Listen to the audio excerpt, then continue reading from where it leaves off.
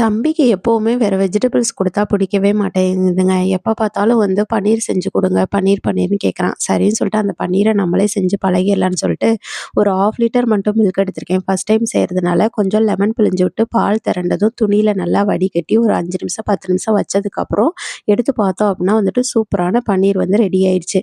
இனிமேல் கடையில வாங்கணும்னு அவசியம் இல்ல. வீட்லயே செஞ்சு பார்த்துரலாம். அதுக்கப்புறம் வந்து பார்த்தீங்கன்னா, டிவில வந்து சுல்தான் மூவி போட்டிருந்தாங்க. எனக்கு கூட ரொம்ப பிடிக்கும் அந்த மூவி.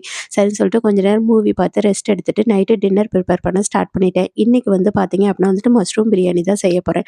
நார்மலா எல்லாரும் செய்ற மாரி தான். ஒரு குக்கர்ல எண்ணெய் ஊத்திட்டு, வெங்காயம், தக்காளி, பச்சை மிளகா, ஜிஞ்சர் கார்லிக் பேஸ்ட்டு எல்லாமே வதக்கி விட்டு, இது பண்ணதுக்கப்புறம் ஃபைனலா வந்துட்டு பார்த்தீங்கன்னா, மஷ்ரூம் போட்டு, பிரியாணி மசாலா தூள் எல்லாமே போட்டுட்டு, ரைஸ் போட்டு நம்ம வந்து ஒரு 2, 3 விசில் விட்டோம் அப்படின்னா வந்துட்டு மஷ்ரூம் பிரியாணி ரெடி ஆயிரும்.